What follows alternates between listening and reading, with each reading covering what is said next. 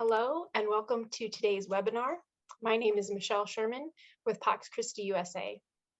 This webinar, Today's Refugees, Tomorrow's Deportees, When Forced Migration and White Supremacy Are Public Policy, highlights the need to expand narratives and help redefine deportation as a part of forced migration that is often state-sponsored violence propelled by white supremacy. Gratitude to all of our sponsors today, including St. Peter's University, Center for Undocumented Students, Department for Social Justice, Unsettled and Engaged Research and Advocacy Collaboration, the Center for Genocide and Holocaust Studies, Pax Christi New Jersey, especially Ambassador of Peace Kathy O'Leary, First Friends, Northern New Jersey Jewish Voice for Peace, Interfaith Collaboration for Just Closures, and the Northern New Jersey Sanctuary Coalition. I'm going to hand it off in a moment to our moderator, Michelle Perez. Michelle Perez is an alum of the class of 2016 of St. Peter's University and current president of the St. Peter's Alumni Board.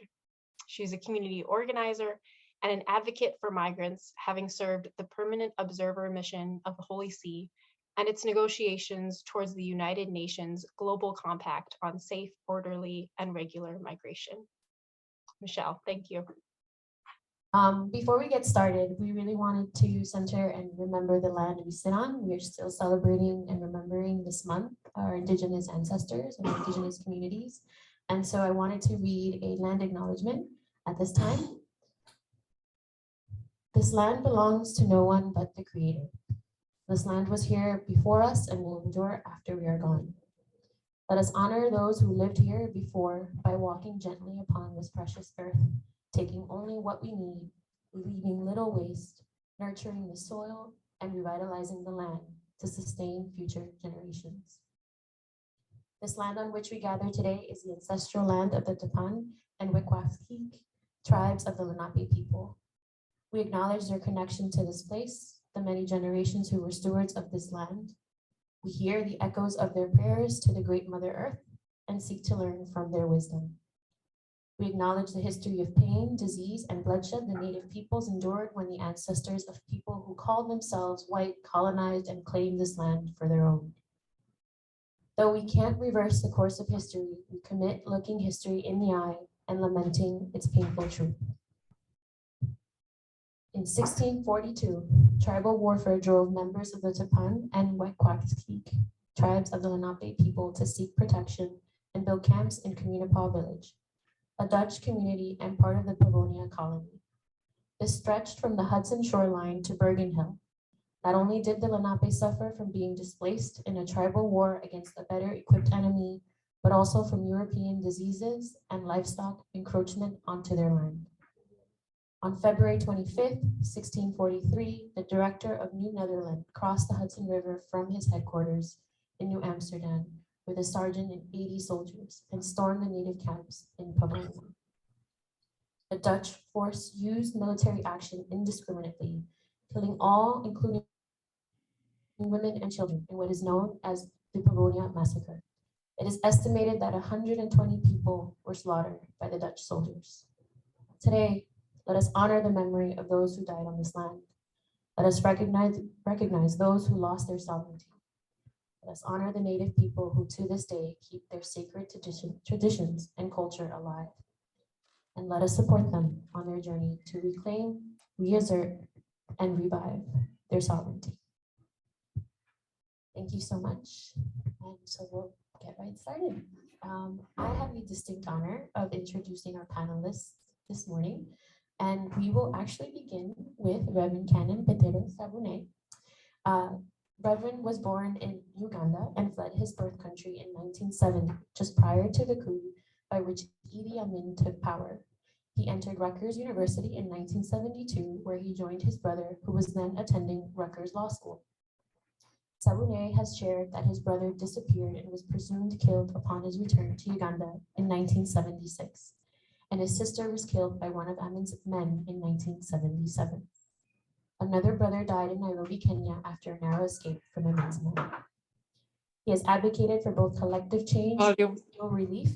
Reverend, in addition to serving as a parish priest, in the Episcopal Diocese of New York and the Episcopal Diocese of Newark.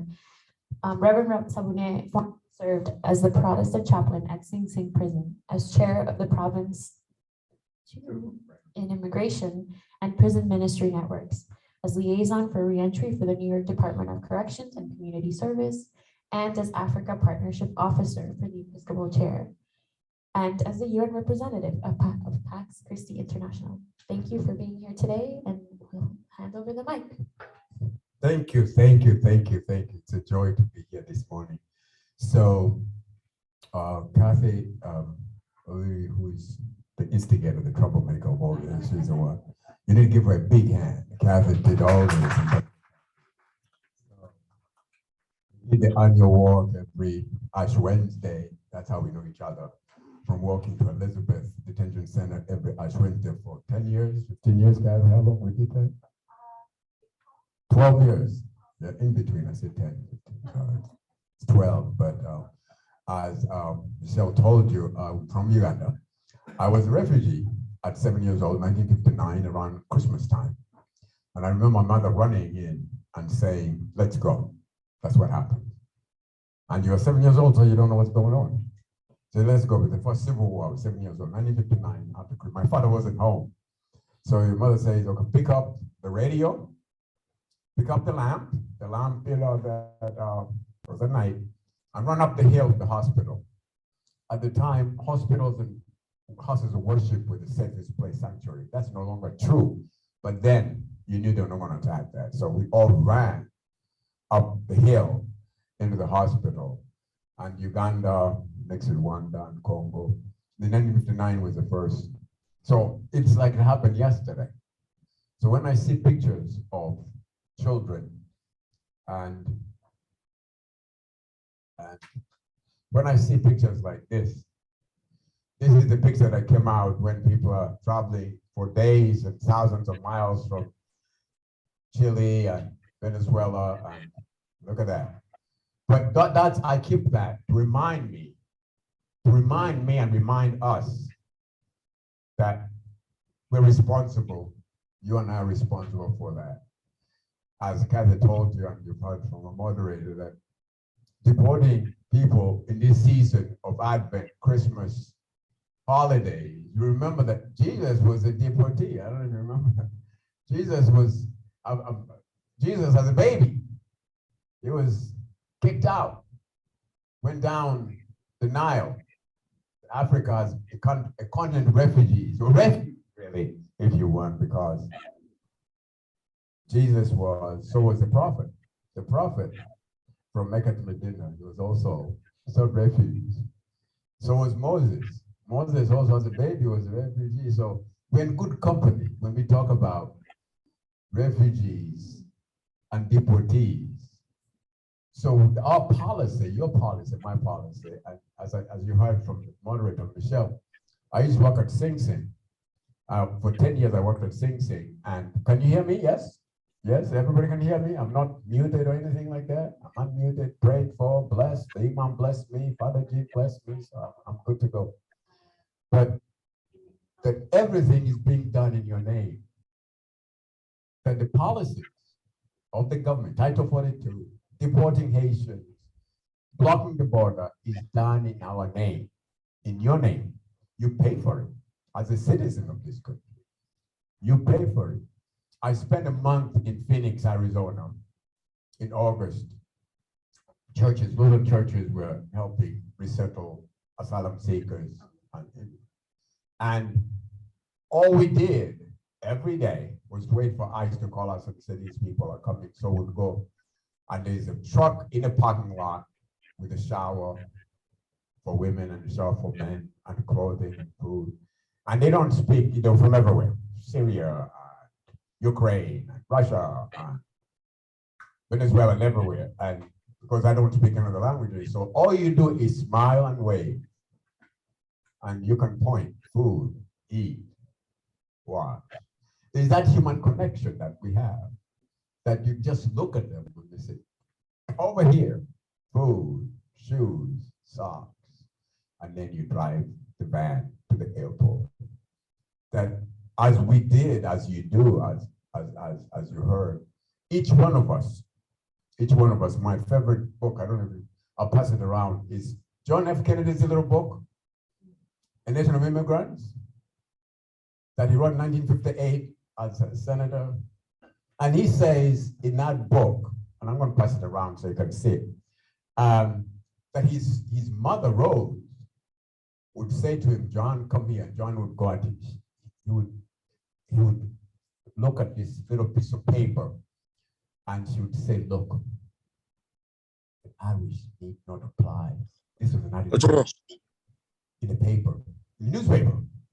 But this exclusion, this fear of foreigners is not new. It's been around. You're going to hear about Africans were never welcome in this country. Remember that after 1776, they deported them to Sierra Leone. You're going to hear about that. And then after the Civil War, they deported them to Liberia.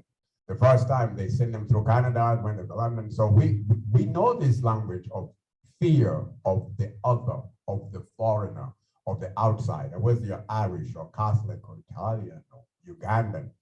So, but we get encouraged by people like Kathy and Michelle and others who say, no, we're not going to do that.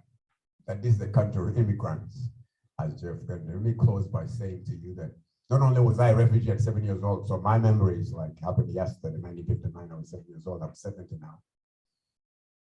My nephew, who came at 11 years old, Richard, Gene knows Richard, my nephew, after my brother was killed, then my other brother died escaping Idi Amin's regime, and then my sister was killed with her two boys, and then we took them in. So I used to live in Jersey City, I used to live around the corner, Storms Avenue, right off on Montgomery. And he came and lived with us at 11 years old. He was deported at 42. He was 42 years old when he was deported a couple of years ago. And we tried everything. I used to live in New York, the prison where they kept him. Thousands of people you walk in from everywhere. This warehousing of people like Elizabeth Danielson. And he's deported back to Uganda. He came here when he was 11 years old. So this policy of deporting people, Haitians, Venezuelans, Ugandans, and Sierra Leoneans, they do it in your name. It's my name. It's your name. So we need to hold up the hope and the light of the Lady Liberty holds up right down the street. Say, give me your tired, your poor, your having mercy, your need to breathe free. Give me your tired, your rejects. I'll take them in because that's who we are. That's what makes this country great. Thank you. Thank you, Reverend Salome. And I think one of the most salient points that you have is that this is not new. This has been historic. It's like deeply rooted in the blood and veins of this country, right? This ostracizing and othering as if we weren't one fabric, right? As if we weren't one family. And the division and exclusion that's deeply dividing and continues to divide us, right? Actually, Pope Francis has written recently on this question of polarization and how that's really not shouldn't be a part of our faith as Catholics, for example, and that it's actually in due part because of these narratives that continue to divide us and continue to set us aside as opposed to encountering people that are different from us. And so we actually now want to move to folks online, and we have one of our first virtual speakers will be Robert Vivad. Robert Vivad presently lives in San Diego, California, after having his legal permanent resident status restored in 2021. Prior to this, he resided in Tijuana after being deported from the US in 2013, having originally entered the US at the age of 6.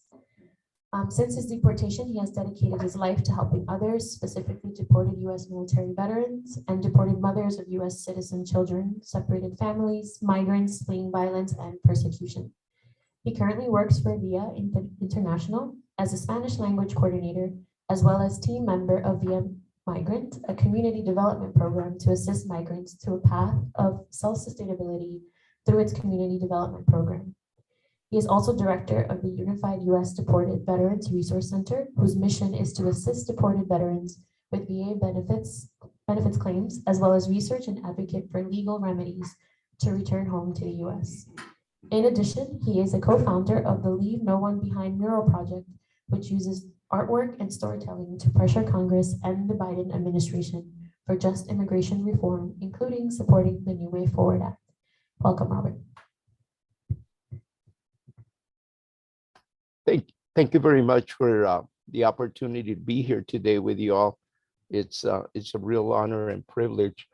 As mentioned, my name is Robert Vivar, and just a year ago on Veterans Day, I was allowed to return to the United States as legal permanent resident, have my legal permanent residence restored after a very long battle, which took several court proceedings from the trial court in Riverside County, California, all the way to the California Supreme Court, where the charge that had rendered me removable was vacated and remanded back to the trial court to vacate the charge. And that opened the opportunity for my immigration case to be reopened, had my removal order vacated as well, and my legal permanent residence restored all the way back to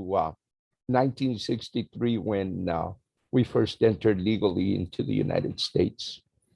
In my work over the last few years, it has been very evident and it has been displayed not only through my work with deported veterans, but also through my work with asylum-seeking refugees, of the ill policies of forced migration and white supremacy. But white supremacy is not exclusive to whites. However, its roots of superiority has transcended to many races, giving them a superiority complex over others, even in their own race. During my youth in public school in California, I believe that the accurate teachings in grade school has left many kids with a distorted version of peoples and cultures. As I mentioned, when I was in grade school and middle school, racism was very real toward Mexicans at the hands of even Mexicans that were born in the USA. But their early teaching gave them a complex of superiority, even to those that came from the same country that their ancestors came from. And today we see the same mentality as it was displayed in the horrendous actions of January 6th, which many supporters were Hispanic and Blacks as well. When you are deported, or better yet, when you are a non-citizen, regardless that you're a legal permanent resident or not, when you face trouble in your life, and you are arrested, for example, like I was, for a nonviolent crime, and this is something that deported the veterans, those that have served in the military, are not exempt from.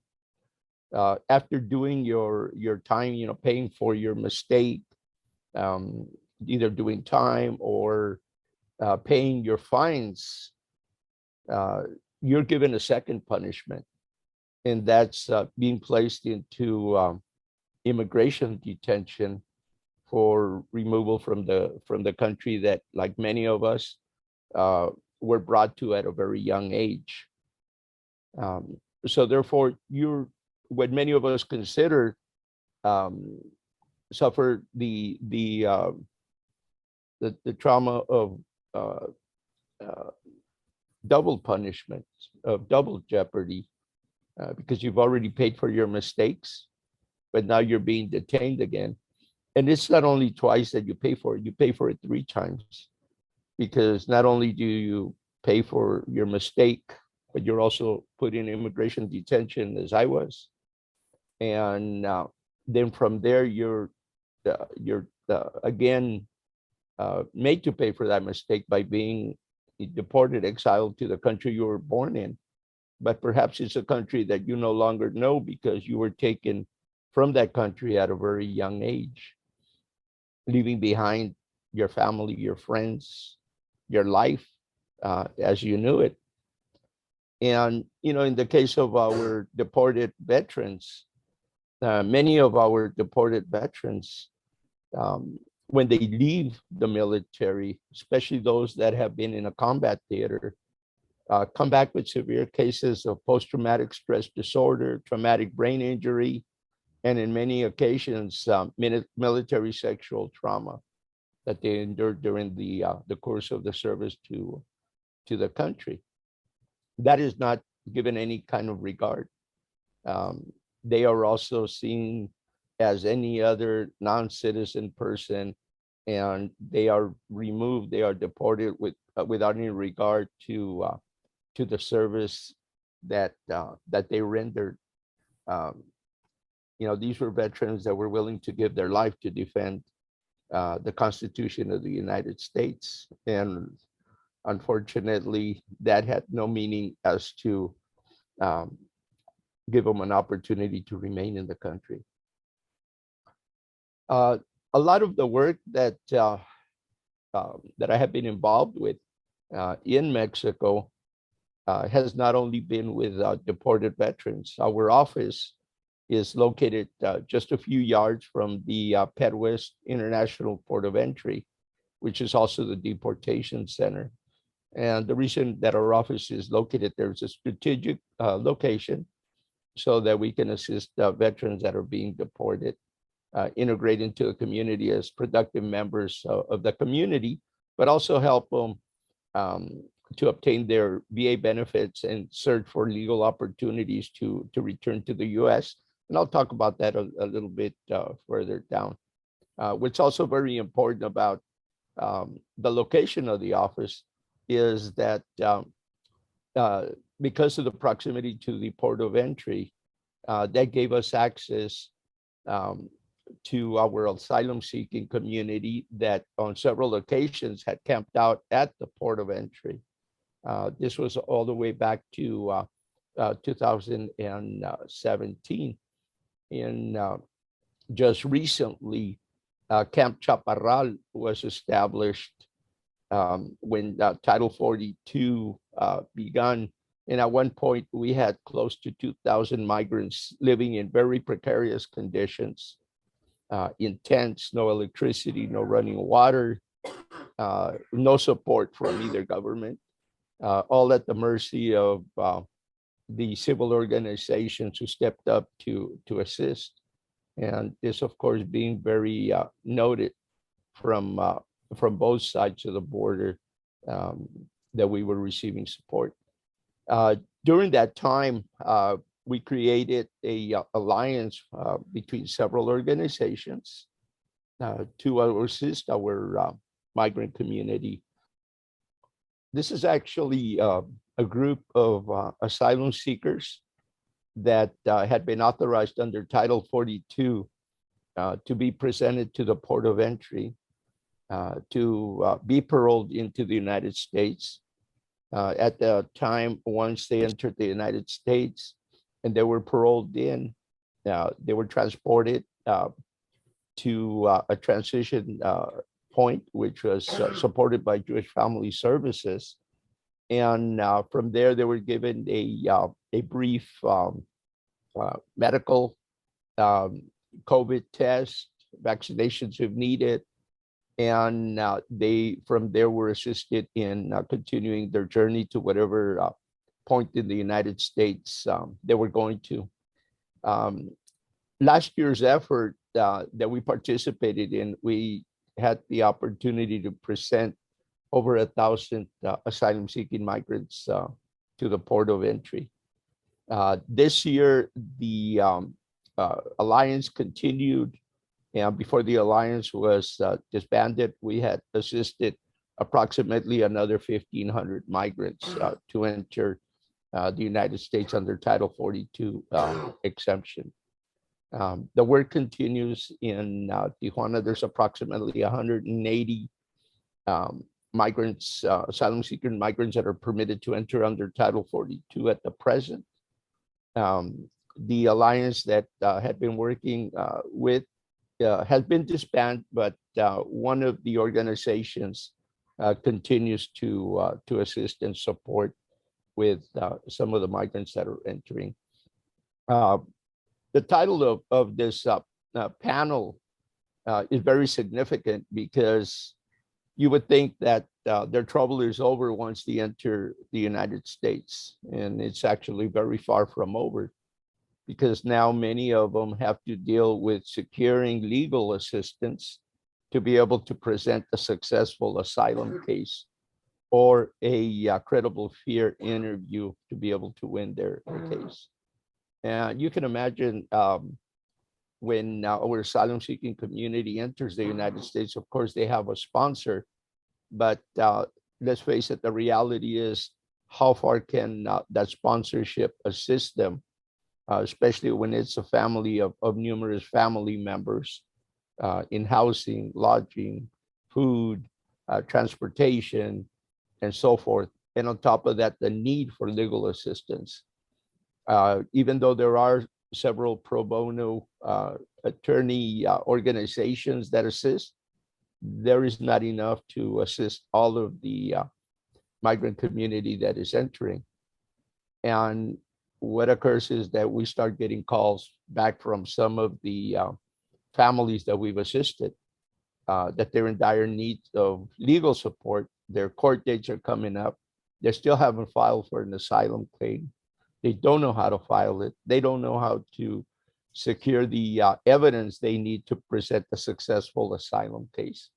So it leaves them in a very difficult situation, because, of course, when they show up to that immigration court, if they don't have the supporting documentation or even their application for asylum filled out, chances are they're going to be rendered deportable and deported. Back to square one, where they started. In many cases, journeys of thousands of miles, which many of those miles had to be suffered on foot by land. Those are a lot of the struggles that our migrant community faces. During the work that we have done with deported veterans, has been such of advocacy to change in immigration laws. And one of the pieces of legislation that we were very heavily involved is HR 536, the New Way Forward Act. When I was living in Tijuana, the apartment that I was renting was at Friendship Park, which was just a few yards from the border wall. And the picture shows some of our, one of our migrant families that had just crossed over the border wall. Again, I live right by the border. So my kitchen window, my living room window, I could see the border, and I could see people as they crossed every day. This was a family that had recently crossed and turned themselves over to Border Patrol to apply for protection. And that's what was waiting for them as they climbed up the small hill. As you probably noticed, there's two border walls out in the Tijuana, San Diego area. There isn't only one border wall. There's actually two border walls, and in certain sections, there's three border walls. And as you can see, there were several Border Patrol vehicles waiting for them, expecting not only a family, but many others to cross that border. Of course, it was only one family that crossed. Right now, we've been advocating, because I'm also a core member of Friends of Friendship Park. We're kind of the stewards of Friendship Park, which is a park on the southwest corner of the United States, border with Mexico. And it's a park where on Saturdays and Sundays, families were able to unite. Those families that are separated by unjust immigration laws. And we would also on Sundays have a binational communion service with a pastor on the US side, pastor on the Mexico side. But the reason I'm talking about this while here a little bit is because at the moment we've been advocating before Border Patrol and also the Biden administration, urging them not to finish Trump's 30-foot border walls because we have been told that these two walls here at Friendship Park are going to be replaced by two 30-foot border fences. And that desecrates completely our park. That ruins, we understand to be that the idea is to close Friendship Park to these family visits to our border church. But also something else very important, the reason that it was designated to install 30-foot walls is because at 30 feet is the height that it is estimated that a person will lose their balance and fall from the border wall. And reports in the last few months where migrants have crossed in areas that there's 30-foot walls, there's been this incredible increase in deaths, but also in injuries. And this is data that was obtained by the San Diego County Health Department from UC Health. So not only do we fight to keep our park open and our families be able to meet across that border wall, but also to stop the replacement walls here in this section of Friendship Park, as to avoid any more people, any more migrants being killed or injured trying to reach their loved ones or trying to reach safety on the US side.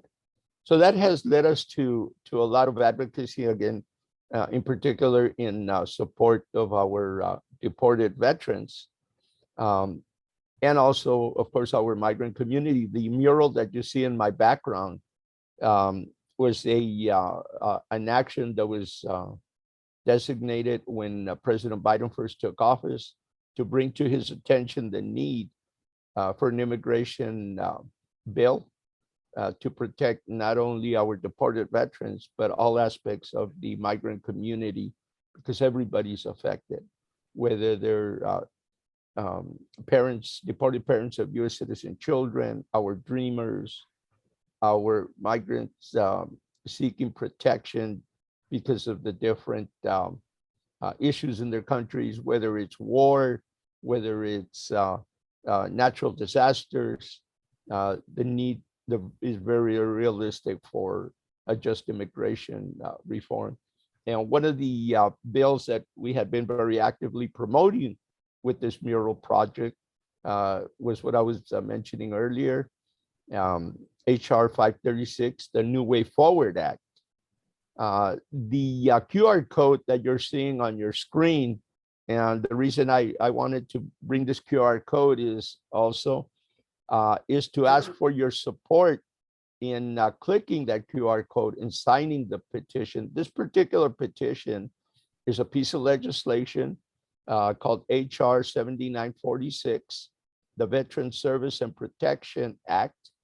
And what this would create a process for our non-citizen veterans that are in the military to have the opportunity and have a facilitation of their citizenship process to initiate at start of basic training, so that by the time they finish basic training, their citizenship process is completed and they graduate as a citizen, therefore avoiding their removal once they leave military service should they get into trouble. The other very important part of this particular legislation is that it would create a military committee that would review the cases of deported veterans and military families that have been deported to seek an opportunity for them to be repatriated. It would also review the cases of those deported veterans and military family members that are in deportation proceedings, to have their cases reviewed by this committee before any removal decision could be made. Robert, thank you so much Thank you. for all of this really important information. I also noticed that someone asked if the QR code could be put in the chat as a link. I'll do that right now. I know we have to go to the next speaker, but thank you so, so much. Thank you very much. Appreciate it. Thank you so much, Robert. We really appreciate it. So what we've gathered so far is that this country make claims of welcoming the refugee and asylum, especially in moments of civil unrest in countries of origin, right, for political reasons, and then set them up for an unclear, direct path towards citizenship, not even a path, right? No clarity, but further deportation. We then see how the military industrial complex lures our most vulnerable, already migrants and refugees experiencing thousands of miles of travel only to serve this country and then to not experience clarity and welcome and a permanent stay, right? And it's frustrating to see that so many years, so many wars, and we still haven't figured out what a pathway to a just immigration system and process, right? That really gets from point A to point B clearly. Thank you so much for sharing your story. And so we'll move on to the final virtual presenter today, Abdoulaye Darami. Abdoulaye was born in Sierra Leone and fled to Germany in 1999, while he was still a teenager when the Revolutionary United Front attacked the capital city of Freetown. He lived in Germany until he was deported back to Sierra Leone in 2009, leaving behind his son. After meeting deportees struggling in the streets of Freetown, he felt compelled to help. He engaged Amnesty International and with fellow deportees founded the Network of Ex-Asylum Seekers Sierra Leone. The Network of Ex-Asylum Seekers Sierra Leone became formally registered with the Sierra Leonean government as a civil society network in 2011. The initiative was born out of the discrimination and appalling living standards of deportees and communities living in remote, neglected, and poverty-ridden communities across the country. The network's origin work and constitution is a result of the priceless efforts of deportees, graduates, reputable engineers, private business entrepreneurs, specialists in management, information technology, and recognized civil society and human rights activists living and working in Sierra Leone. The network's establishment is based on the urgent need to swiftly respond to economic, education, welfare, and social security needs of deportees whose plights are not recognized and remain to suffer in communities with little or no attention being paid to their urgent needs. Welcome, Abdoulaye. Yeah, hello, warm greeting to everybody, all the participants on this forum today. I'm really impressed for everything, Pax Christi, and the others, Kathy, everybody. My name is Abdoulaye Darami. I am the National Coordinator of the Network of Ex-Asylum Seekers Deportee Initiative. I'm deportee also. We checked up flight 2 times from January to Sierra Leone. First of all, I want to let you guys know the predicament of deportation, what we call before deportation, and during deportation, and after deportation. That shocked my heart when I arrived in Sierra Leone. I thought of it that I see my brothers, they are walking the street of Freetown. I knew we are living together in Europe, together. They are walking the street of Freetown because we are in no clothes. So nothing doubt on me. So I started to reach out and meet their family, talking to them. That's why today we are sitting here and form this organization so that we can be able to run our Sierra Leone deportees that are right back in Sierra Leone. Of Philippine lots, the manner which way the man handle on deportation in human. So there is no doubt. Today, we get lots of our brothers, we bury 8 of them, and we get 8 guys, they are traumatized, they are in psychosocial counseling homes. In Sierra Leone, we get City of Rest and Kisimetal Home. They are there, a lot of deportees. I'm with my brother here, Isif Masare, yes, the projects man, and also Our brother arrived from America because I have received a lot of a charter flight bringing our Sierra Leone deportees back home. Also include two guys they have deported from America. They are not Sierra Leoneans. Now today, I'm talking with here, you know, I just try to flash you guys to see. It's a secret document, but our brothers here I'm working with, we call the immigration department and do that. This network is working very hard day for things that Sierra Leone deportees, they are feel back home. You know, this is just a flash. I can also give you just a short breakdown to see what is this. This one we call TC, Travel Document Certificate from America. This is a package from America. I have this package, about 6 of them, all the charter flights I received from America. You can see, this is your card. Detention cards. I just want to give you a short flash to see these documents. Watch it properly. Guys, this is what is going on here. My organization said no to deportation. We are against deportation because we are deportees. Everybody front a bitterness.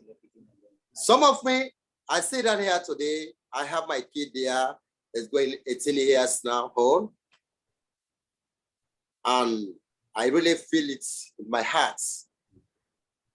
I will guide some of our guys that have worked there, paying their taxes. They are just arrested, put in detention camp, and from there to back to Africa, Sierra Leone. This paper again, let's come back here. The guys we have buried here, the network are buried here. We get number 1, Abu Conte, a deportee from Germany. He passed away. We get Philip Conte, deportee from US, passed away. We get again Banklode Adi, a deportee from Germany, passed away. We get Patrick Musena, USA, deportee from USA, passed away. We get Lamin Conte, deportee from Germany, passed away. We get Abu Bakar Kamara, deportee from Germany, passed away. We get Abdul Kamara from UK, deportee from UK, passed away. We get Joseph Koba, a deportee from UK, passed away. I just want you guys to get the roundup. And with trauma, guys, we have in psychosocial counseling. Number 1, Maliki Kamara, a deportee from USA.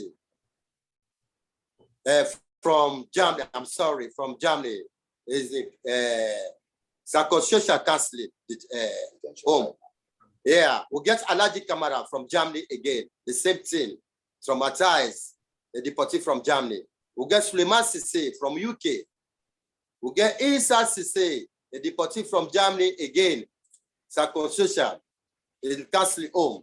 We get Sekou Kulbali from USA. The same thing. We get Festus Musa, a deportee from USA, in counseling home. We get actor Williams, deportee from UK, in counseling home. We get Joe Edward, deportee from UK, in counseling home. So you can see this paper is 8 of them in counseling home. The 8 of them, they have passed away. The network of ex-asylum seeker deportee initiative is we have worked hardly, raising awareness, advocacy awareness, supporting by MI, Medical International, a non-governmental organization in Germany, is human rights organization, Medical International. From the time they hear that the party are raising their voice in Sierra Leone, they started to monitor us, visit us, and support us from 2012 to now, to make sure that the people in Sierra Leone, our community, to understand the plight of, is a country that when they deport you, people have provoked you, provoke you any community we are living, they said you are not serious. You are from country with the honey and sugar. Because of your serious make they deport you. So this is the problem we are fronting here. But our advocacy, we are working hardly today. People understand the problem of deportation before deportation and during deportation and after deportation. So first of all, a bigger hand to MI Medical International and also our international coordinator, Jan Lamboy, stay in Germany. They say students, they went to Germany and they taught and feel that they hear the problem of deportees in Sierra Leone. And so they arrive in Sierra Leone, they also have a bigger interest about us. So today, I think the network of X, Asylum Seeker, Deported Initiative, our voices is going up every day, loud every day. So we have a document here we call Deportation with Dignity. We want, number one, action point here, when you guys are prepared, because we say not to deportation, we are against deportation. Well, they are against it, but we're not able to stop it. When you want to deport our brother, let's be in dignity form, dignify, return. That's what we need. Number two, we have a policy we started to advocate about 5 years ago. Let our lawmakers in this country who lobby their advocacy and let them enact this policy for us. Law and policy that can protect deportees back home. That is action 2. Bullet point 2. Number 3, stop deportation. We need it. Yeah.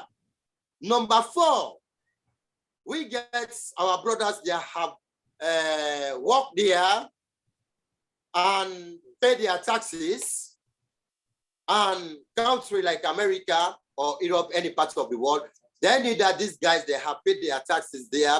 And yeah, that we should, if he said, compulsory going to deport our brother back home, let them get the taxes back, the return taxes back home.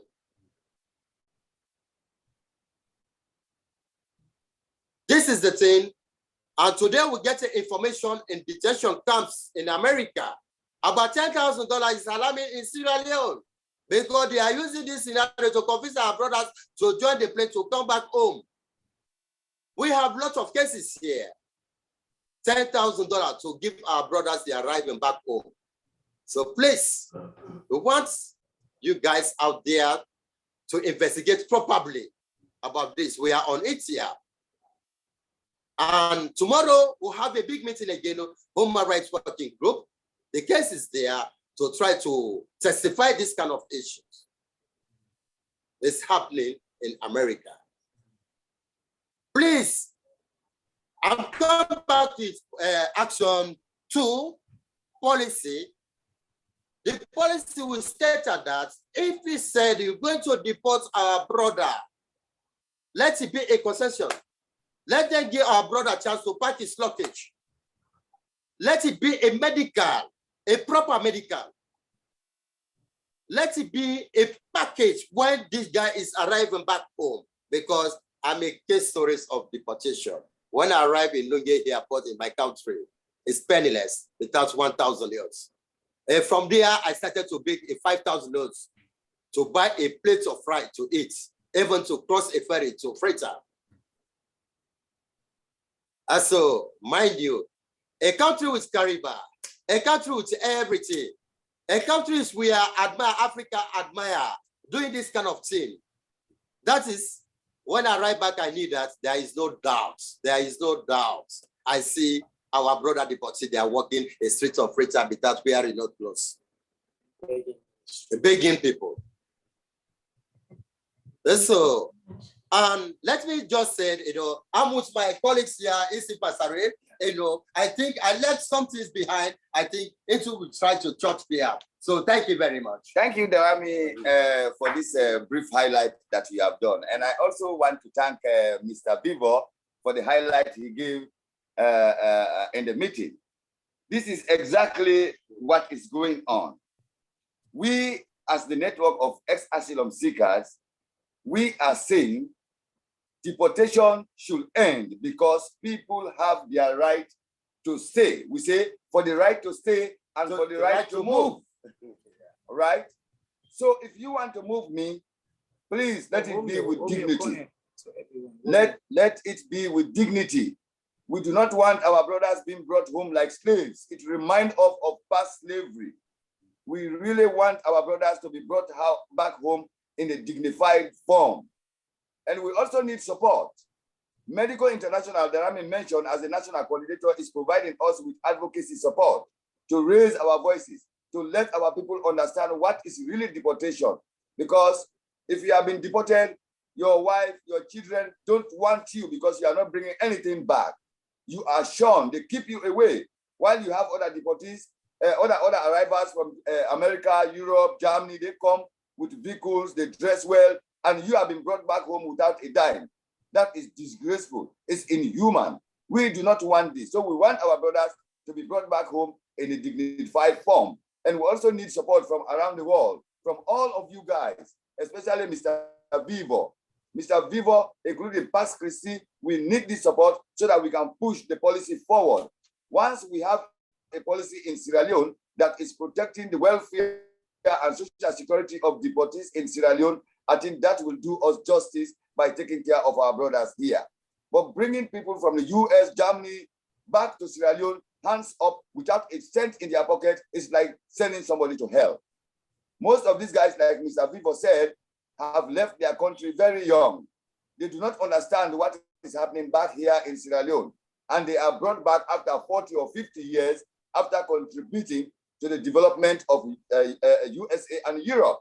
And then they are brought back hands up. That is an inhuman way of treating each other. We want this support from you guys so that we can continue raising our voices. But we will do everything in our favor to end deportation because we have the right to stay and we have the right to move. The world is a global village. The world is a global village. We want deportation to end. We are not treating white people like this in America. So they should not treat our brothers like that. Now, somebody living in America for over 30 to 40 years has been contributing to the economic and social development of the West or Europe. And then that person is just sipped off, picked up by the ear and brought back home.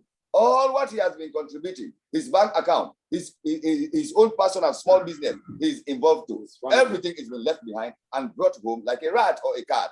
And the families will shun him, saying that you are not serious, not noting that it was just because of overstay. Why don't you treat this guy back home using your own laws? Use your laws to treat these people. They are human beings. The same law that applies to the typical American should apply to the migrant. That is better. We are also saying that the US Immigration Department is setting a time bomb. And when it explodes, it will affect everybody. If I want you to come back home, there is no need for me to promise you, giving you $10,000, and which is a false, but we further need to verify this. Each of the deportees we receive in this last month of August, September, and October are coming to ask the network of asylum seekers for a sum of $10,000 that they were promised. Yeah, $10,000 that they were promised by immigration officers because they only want to move them away. Why should the Americans start lying? We don't know Americans or the Western people to lie.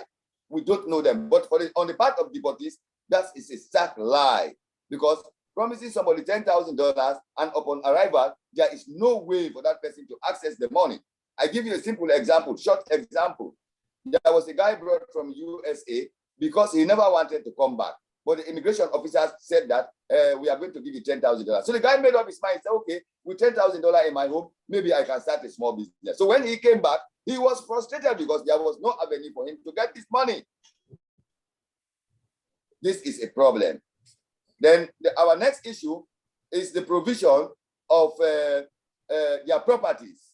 After 10, 20, 30 years in the US, you might have got some properties. So if they want to deport you, please, please, please, we are calling on the government, the Western government, please make a small consignment, put his luggages, his belonging into a container and brought back home. That guy will start doing something with what he brought back instead of bringing him hands up.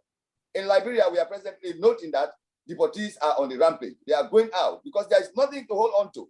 They are on the rampage. They are involved into crime. Nobody's talking for them.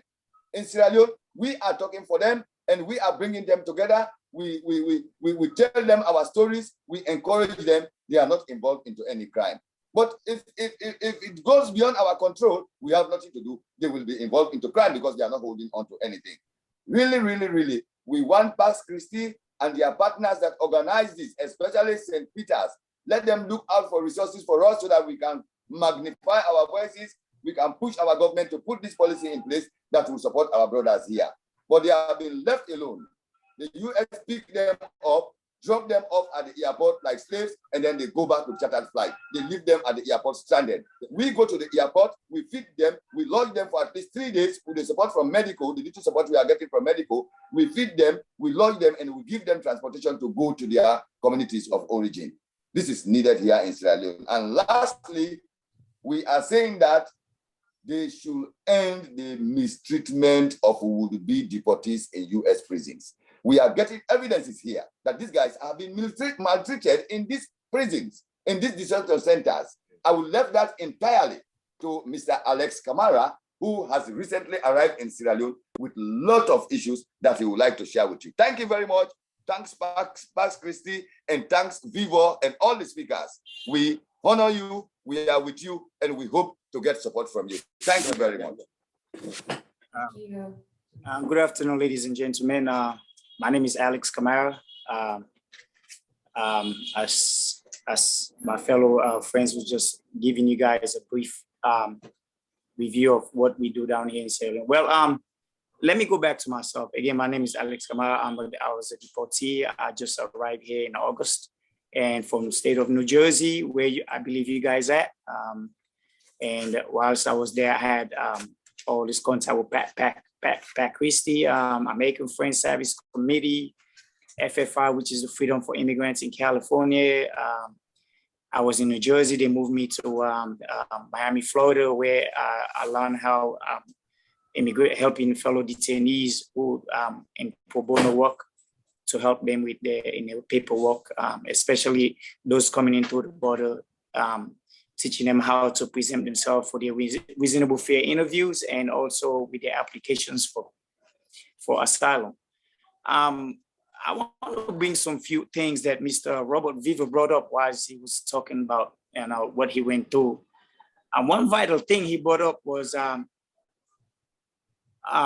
issue of double jeopardy.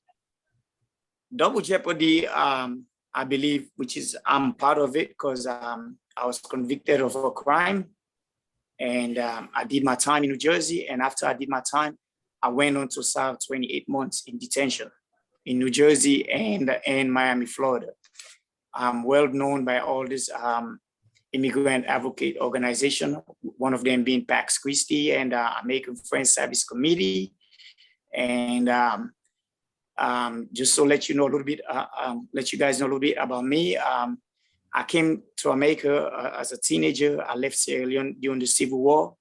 I was legally admitted here as a refugee, and I adjusted my status to an LPR, which is a legal permanent resident. But like again, I said, I was convicted of a crime that forced me to be deported, even though I left my country, whereas I cannot come back. Presently, I'm in hiding because that guy, what happened, the reason why I was admitted to the United States during the Civil War, there was a military commander that raped and killed my 14-year-old sister and killed my mother, whom I testified against. And he was eventually captured and placed on a military tribunal.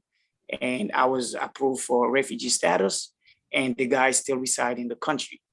I already sent pictures to organization where I live at. I live in the woods, in the mountains, because in hiding because I don't know when this guy is going to come back and get me.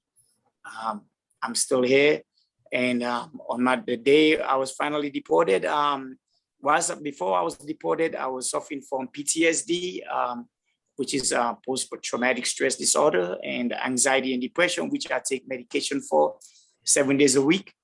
On the day for my deportation, the ICE immigration and custom officers had my medication. When we arrived in my country, they decided to take it with them. And over here, everything here, if you need anything, you have to pay for it, which I don't have. I don't even have no families yet. All I have is the network asylum seekers friends that I met here. And basically, I'm living an isolated life because the guy I testified against still resides in the country, and he's a military commander. And again, I'm kindly asking all you guys to hear me out. Whatever you guys can do, thanks to St. Peter's School and Pax Christi organization, whatever can be done to stop deportation, because I left the United States with 4 children. All my children are United States citizens. My dad is a United States citizen, and he's currently struggling from prostate cancer. I have nobody helping me here. I'm basically by myself, but with the help of the network asylum seekers, it's all I have, and I'm finding ways to get out of here, because God knows when this military guy will come back after me. Because I remember before I left this country, he told me if he ever see me again, he will kill me. And I'm just living here by the grace of God. I want you guys to know what's going on and the humane treatment that we went through in detention. I spent 28 months in detention in New Jersey, in Texas, in Miami, Florida. And as a matter of fact, I learned when I was in Texas by one of the immigration and custom officers that the US government does give, I don't know how accurate it is, but this is from a supervisor, that the US government does give up to about $10,000 for deportees that we have never seen a penny of it. Maybe with the help of Pax Christi and St. Peter's School, this can be investigated. I want to thank you guys for hearing what I have to say, and I strongly believe with the help of you guys, deportation will stop, especially people like me that went to America and lived there legally, and I have children there, and I was once a legal permanent resident, and I was once a legal employer where I paid my taxes. If I'm getting deported just because I committed a crime, I believe all my tax money should be given back to me, because this is money that I worked and it wasn't given to me for free. It's money that I worked hard for. I mean, if I have no way to come back, they're supposed to give me, if there's a law or there's a bill that can be passed, I'm asking Pax Christi and St. Peter's School if they can send something to the State Department in Washington. If I came to America legally and lived there legally and was employed there legally and was once a taxpayer, if the $10,000 they claim they're going to give us, which they never give us, which I mean, I never know when that money will ever come. At least the money that I worked for should be given back to me, which is my taxes that I paid. Yeah. I mean, I'm not going to be there when I turn 65 to be eligible for Social Security. But I believe that money, when I was employed legally, paying my taxes, that money should be given back to me. I mean, it's sad that I'm not around my children, and I haven't even taken my medication since I got here. I mean, which is caused me a total mental anguish. I mean, let's say the truth. I mean, in America, we have a system where the higher ups take the worst thing people do and make that a fundamental criteria for deportation. This is destroying families, especially a man like me with 4 children who are all United States citizens. It's destroying families. I paid my time in full in prison. And after that, I spent 28 months fighting my case. 28 months in detention fighting my case because of fear that if I come back, something might happen. Even up to this day, that as I speak to you guys, I'm fearing, because God knows when this guy that I testified against that killed my mom and raped my 14-year-old sister will come after me, because I put him on, I made him popular on the news here in Sierra Leone back then. Now I'm back here. hiding, isolating myself. I can't even move around town because God knows who will identify me. It's tough, but I just, all I can say is I'm just thankful to God, and I don't know how much time I got here, but I'm looking for ways to get out of here. And again, in regards to the bill Mr. Robert Vivo was talking about, because I learned of the one that was called the HR 5383, the New Way Forward Act bill that will help people like me who got permanent residency in America come back, especially to come see my children. My daughters when I call them, they cry all day because I can't tell them a definite answer when they will ever see me again. This is causing more stress in regards to what I'm already going through. So again, I want to take this opportunity to thank every one of you guys that hearing me, and maybe whatever way you guys can help is greatly appreciated. I want to thank Pax Christi organization, especially Mrs. Kathy O'Leary, who she is very, very energetic. She has a never-ending support. She stayed with me and every detainee the whole time I was in detention. And up to this day, she still keeps in touch. I want to thank each and every one of y'all that listen to my story. And I'm kindly asking that this deportation thing has to stop in its entirety. It has to stop. I stress every day for my children. I stress every day. I don't even care about my medication no more because I have to find food to eat first before even finding money to get medication. I mean, the medication that the U.S. government used to, U.S. detention center used to provide for me, it's not even here. So I'm just surviving day by day. But again, I want to thank you, each and every one of y'all that, is listening to me right now, and whatever you guys can do, I mean, to help and, bring our families back together, bring us back to our children, find ways to talk to the Biden administration. Even me, myself, when I was in Miami, it was on the Miami Herald News, me and 9 other detainees, I was the leader of the petition that was sent to the Biden administration. If you can check the Miami News, and on October 6, 2021, you will see I'm the one from Sierra Leone. It says a guy from Sierra Leone. I was the one that wrote the petition to the Biden administration to, consider people like me that came to America legally and live there legally and have children. And also most importantly, I was a former taxpayer, but now I'm living here.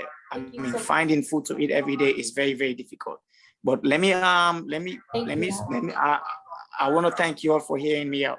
Thank you, everyone. Bye-bye. And just broadly, we want to acknowledge that you've brought the names, the voices, and the souls of those departed. We can just see just how deportation really leads to someone's death. So we must end.